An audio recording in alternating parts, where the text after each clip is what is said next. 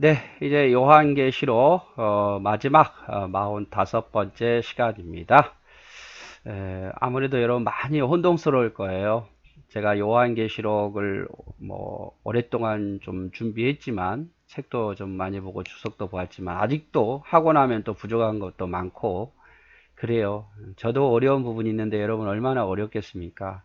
더더욱이 요한계시록에 별로 관심도 없었고 멀리 했던 분들은 다 단어들이 생소할 건데 그러나 여러분 요한계시록을 자꾸 보고 또 보고 그러다 보면 익숙해져요. 익숙해지는데 오늘 이제 마지막 부분을 제가 한번 정리하고 마치도록 하겠습니다. 요한계시록에는 7가지 복이 있어요. 7가지 복. 여러분 복 좋아하시죠? 네. 복 받으려면 요한계시록은 이래야 된다라고 말합니다. 어떤 사람이 복이 있는가? 여러분 어떤 사람 복이 있으십니까? 네, 돈 많은 사람, 또 높은 지위에 있는 사람, 좋은 집에 사는 사람, 좋은 차를 몰고 다니는 사람, 사업이 잘 된 사람, 자녀가 잘 된 사람, 얼굴 예쁘고 잘생긴 사람, 건강한 사람. 이게 세상적인 복이잖아요. 그쵸?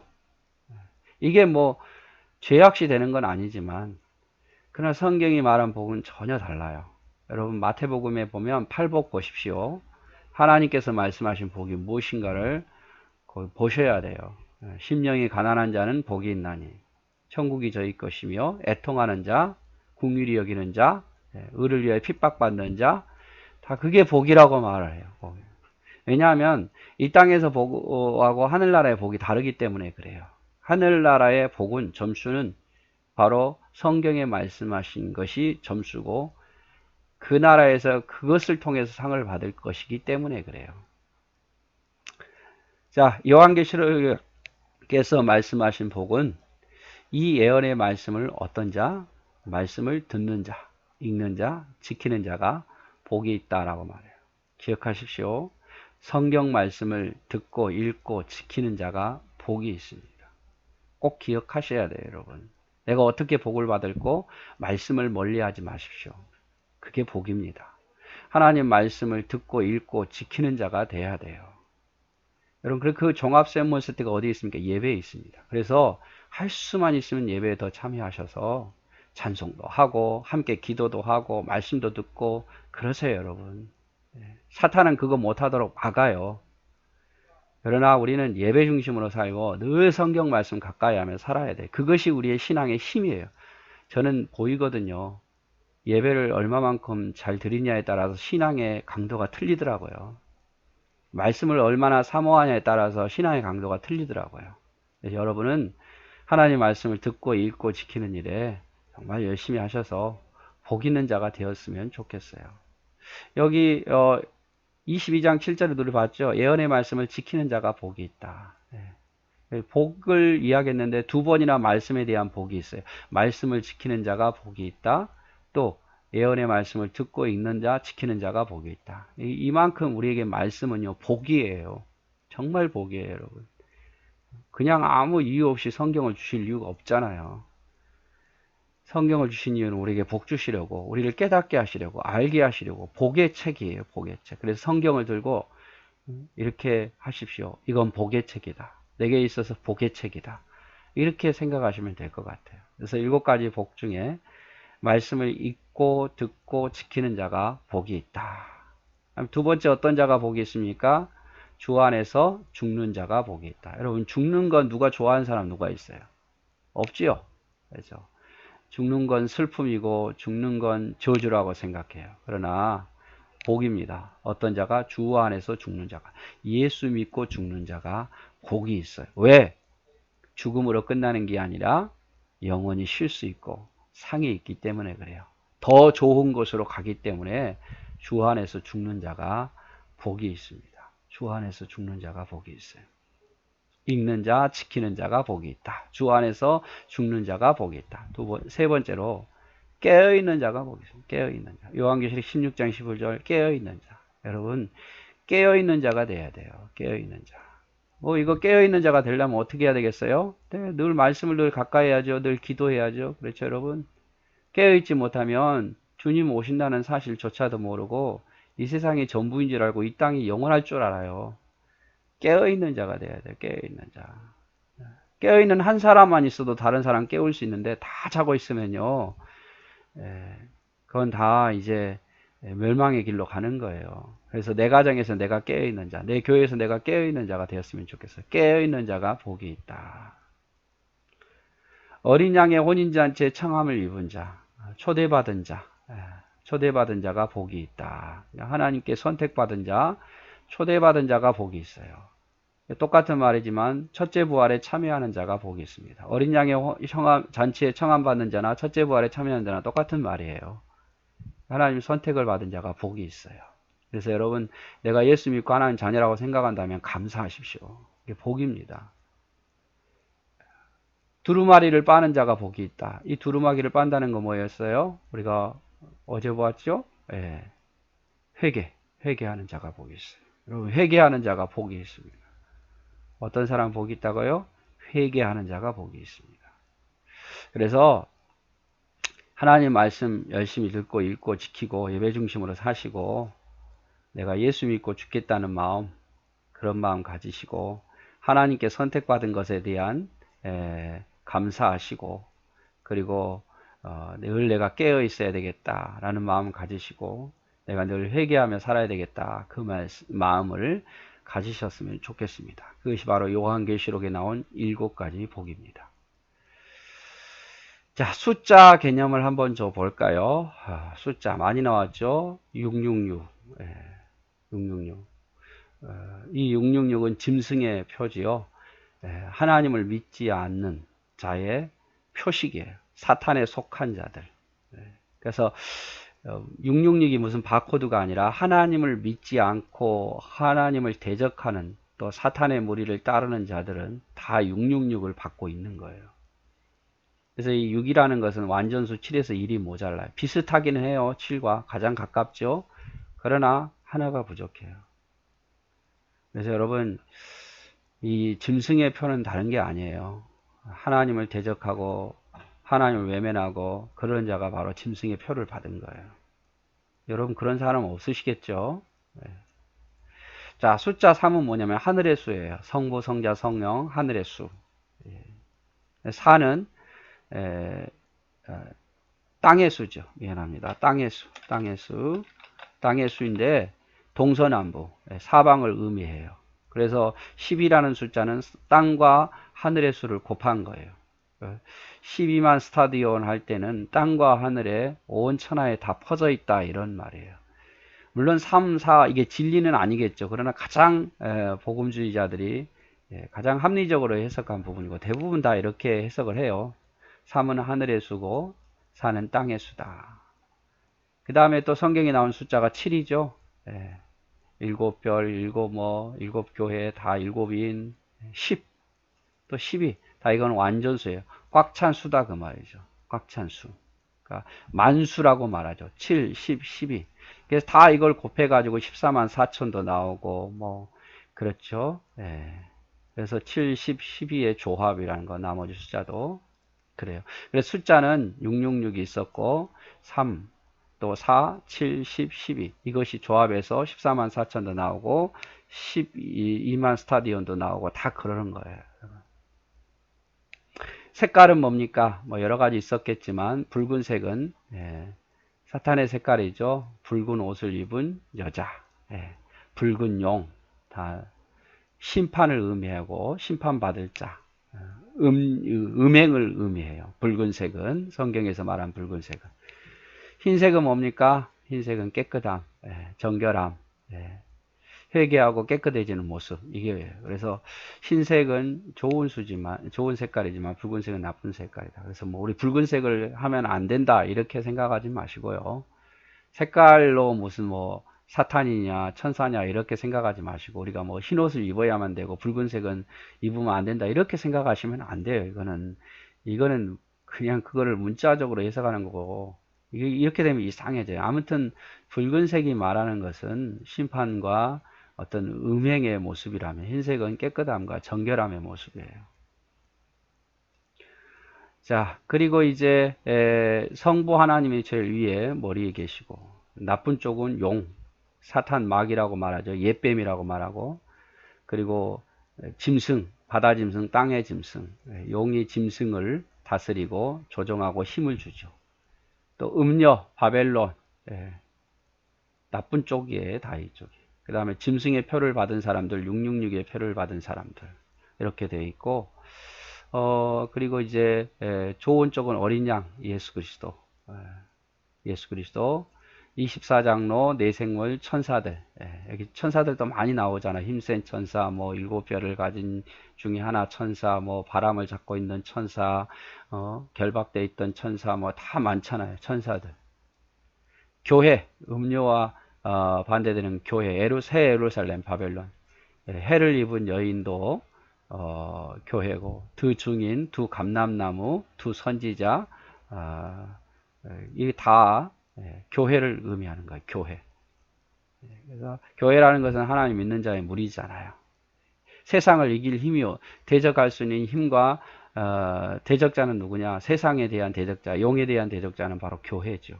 그래서 용이, 짐승이, 음녀가 뭘 핍박하느냐? 교회를 핍박해요. 하나님 믿는 백성들을. 그 다음에 하나님의 표를 받은 사람들, 이 짐승의 표를 받은 사람과 대조적으로 14만 4천이고 또 흰옷 입은 무리가 짐승의 표를 받은 666과 대조적이죠. 우리는 14만 4천 흰옷 입은 무리가 돼야지 짐승의 표를 받은 사람들이 되면 안 된다고 말이에요. 자, 이제 마지막으로 이제 한번 쭉 보면 이제 1장부터 보면 1장은 서론이에요. 서론.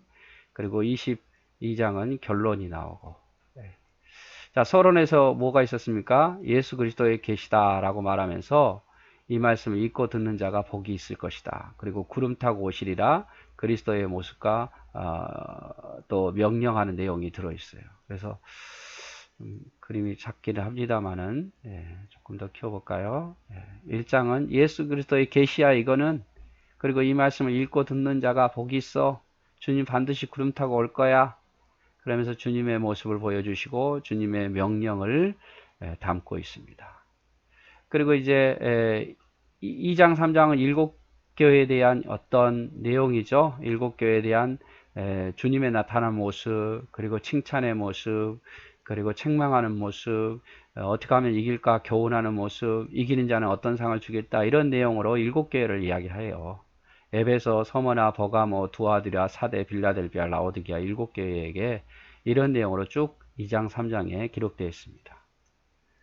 그래서 4장에 와서 이제 24장로 내생물 수정과 같은 바다, 성부 성자 하나님을 찬양하는 모습이 하늘의 예배가, 하늘의 보좌가 보여지고 있고, 5장에 와서는 이제 어린 양 일곱 인봉으로 봉해진 책을, 열자가 없어서 요한이 울었는데 어린 양이 이 책을 받더라 그 말이죠. 그래서 어린 양을 찬양하는 그런 모습, 그게 5장에 있는 모습이에요. 그 다음에 6장은 뭡니까? 일곱인의 재앙이 나오죠. 이거는 심판의 선포예요. 그래서 흰말, 붉은말, 검은말, 청황색말, 순교자의 기도를 들으시고 해달 벨들을 기능을 잃어버리는 이런 6개의 재앙을 이야기를 합니다. 그리고 이제 7장에는 14만 4천과 흰옷 입은 큰 무리, 이기는 자들의 모습. 14만 4천은 하나님의 인을 받은 사람들이고, 흰옷 입은 큰 무리들은 그 모든 고난을 이기는 자들. 그래서 결국 14만 4천이 흰옷 입은 큰 무리라. 고난을 이기기 전과 이긴 후에 하나님 선택받은 자와 그 고난 속에 이기는 자, 똑같은 말이에요, 다. 그 다음에 이제 일곱 나팔의 재앙이 나오죠. 8장, 9장. 이거는 경고입니다. 경고. 하나님의 경고. 땅, 바다, 강, 또 하늘의 별, 무적행, 황충, 마병대가 사람을 죽이는 일들이 나타나고 있죠. 더 자세히 설명할 수 있지만 또다시 할 이유가 없을 것 같아서요. 다음 책을 먹은 사도 요한이 10장에 나오는데 힘센 천사가 모습이 보이고 요한에게 책을 주었는데 요한이 받아먹었더니 입에는 달고 배에는 쓰더라 그 말이죠. 11장에 이제 두 증인이 나오죠. 성전 침량 이야기가 나오고 두 증인이 처음에는 승리했지만 결국 죽게 돼서 길에서 3일 동안 버림당하고 하지만 다시 살아나죠. 이런 두 증인의 이야기. 이 두 증인이 뭐라고요? 교회예요. 교회. 일곱 번째 나팔이 일대 불려지긴 합니다. 불려지기만 그냥 끝나요. 어떤 재앙이 있을 것은 나중에 나오고, 그리고 이제 두 증인의 승리, 죽음, 살아남 이것에 대한 확대가 뭐냐? 12장, 13장, 14장에 나와요. 그래서 여자와 용이 나오는데 이제 이거 뭐냐? 핍박받는, 교회가 핍박받는 모습이에요. 용이 여자를 핍박하고 여자의 아들과 그 아들들을 핍박하는 거죠. 그 다음에 천상에서 하나님을 대적하다가 용이 쫓겨나고, 이번에 이제 13장은 두 짐승, 바다 짐승, 정치적 세력이 사단에게 힘을 공급받습니다. 또 땅의 짐승이 종교적 세력인데 바다의 짐승을 숭배하게 하고 짐승의 표를 받게 해요. 그래서 12장, 13장 엄청난 핍박을 교회가 받을 것을 이야기를 하고 있어요. 그러나 14장에서는 14만 4천이 승리하게 되는 거고, 새 천사가 나와서 경고하고 마지막 수학의 예언을 합니다. 자, 일곱 대접 재앙은 15장, 16장에 나오는데 이제 진짜 진노를 쏟는 거예요. 그래서 15장은 일곱 대접의 시작의 전주곡, 그러니까 시작 서론을 이야기하고 있고, 이제 16장에 와서 땅, 바다, 강, 태양, 짐승과 유브라데에 대한 재앙을 쏟을 것을 이야기해요. 그래서 이제 어떻게 마지막을 이제 일곱 번째 대접의 재앙을 어떻게 이룰 것인가에 대한 내용이 또 확대해서 여기 17장부터 20장까지 나옵니다. 음녀 바벨론을 심판할 거다.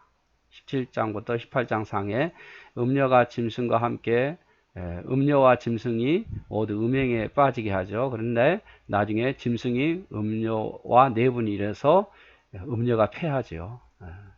악의 무리들끼리 내분이 일어나는 거예요. 19장에 보면 이제 어린 양의 혼인잔치가 상반절에 일어나고, 하늘에서는 혼인잔치가 일어나고, 땅에서는 백마탄 자가 짐승을 심판합니다.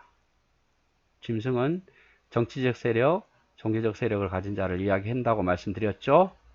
그리고 이제 천년왕국의 위에서는 천년왕국이 이루어지고, 또 땅에서는 용이 심판당합니다. 20장에. 그 다음에 20장 후반절에는 짐승의 표를 받은 666의 표를 받은 사람들이 심판을 당하죠. 다 불못에 이제 던져지게 됩니다. 그리고 21장, 22장에는 새 예루살렘이 나오고 신천신지, 전혀 하나님 다시 새롭게 창조한 신천신지가 이루어지고 새 하늘, 새 예루살렘의 외부적인 모습과 내부적인 모습을 보여줍니다. 그리고 22장에 결론을 내리는데 반드시 속히 오리라. 내가 말씀을 지키는 자가 분명 복이 있다. 내가 행한 대로 갚아주리라. 말씀을 빼거나 더하지 말라. 이렇게 경고하시면서 마무리를 하고 있죠. 조금 이제 축소해서 보면은요, 다 볼 수가 없어서.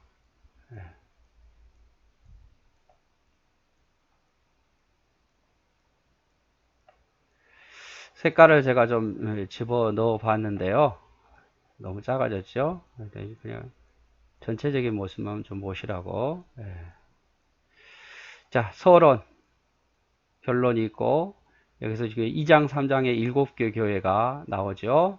그 다음에 7인의 재앙은 6장에 나오고, 그리고 7 나팔의 재앙은 8, 9장.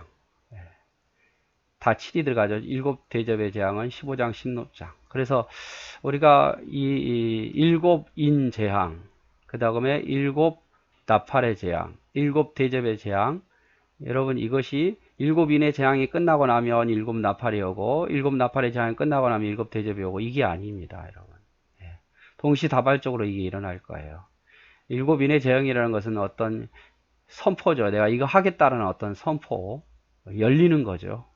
그리고 이제 나팔의 재앙은 이제 경고하는 거예요. 큰 나팔로 경고하는 거고, 진짜 일어나는 것은 7 대접의 재앙에서 쏟아지는 거죠. 그래서 이게 비슷한 내용들이 많아요. 이게 동시다발적으로 일어나는 거지, 마지막 때가 되면 동시다발적으로 일어나는 거지, 이것 다음에 이것 다음에, 이게 바로 세대주의 해석이거든요. 세대별로 나누는 거죠. 그게 아니에요. 네. 그리고 이제 여기서 이제 반드시 이런 14만 4천의 큰 축복도, 천국에 대한 축복도 이야기했지만, 또 교회가 많은 핍박을 받을 것도 11장, 12장, 13장에 나타나고 있어요. 교회가 엄청난 핍박을 마지막 때에 받을 겁니다. 그걸 이겨내야 되는 거죠. 그러나 하나님 반드시 음녀도, 짐승도, 용도, 짐승의 표를 받은 자도 하나님 반드시 이 부분에 있어서 심판할 것을 이야기를 하는 거예요. 그리고 마지막에 새 예루살렘 신천 신지가 하나님과 영원히 함께 다스릴 왕국이 이루어지는 것을 이야기를 하는 거죠. 그래서 결국에는 하나님 심판하신다. 심판하신다. 일곱인 그리고 일곱 나팔, 일곱 대접을 통해서 하나님 심판하신다라고 경고하시고, 그러나 너희가 어떻게 보면은 많은 고난을 받을 것이다. 11장, 12장, 13절에. 그러나 그리고 그 고난 후에는 반드시 하나님 음녀나 짐승이나 용이나 짐승의 표를 받은 자들은 다 불못에 던져질 거다라고 이야기를 합니다. 그런데 전체적으로 제가 봤을 때는요, 하나님을 따르는 자들보다 용을 따르는 자들이 훨씬 더 많습니다. 그리고 견디지 못하는 자가 훨씬 더 많습니다. 그래서 저와 여러분은 소수겠지만 하나님을 따르는 자가 됐으면 좋겠고, 아까 말했잖아요. 자기를 깨끗게 하는 자, 그 다음에 깨어있는 자, 하나님의 말씀을 듣고 있고 지키는 자, 어린 양 혼인잔치 청함을 받는 자가 복이 있다고 말했으니까, 저와 여러분 마지막까지 믿음을 지키면서 신앙을 지켜서 그 복이 저와 여러분의 복이 되고, 우리도 새 예루살렘에 가서 이 세상 무엇보다 좋은 새 예루살렘 가서 주님과 함께 왕노를 할 수 있는 저와 여러분이 되었으면 좋겠습니다. 너무너무 고생하셨고, 더 할 말도 여러 가지 많지만 여기서 일단 44번째 강의로 요한계시록은 마치도록 하겠습니다. 다음에 제가 더 요한계시록 연구할 시간이 있으면 더 보충해서 더 쉽게 한번 가르쳐 보려고 계획을 세워보도록 하겠습니다. 사랑하고 축복합니다. 너무 수고하셨습니다. 감사합니다. 우리 모두에게 박수.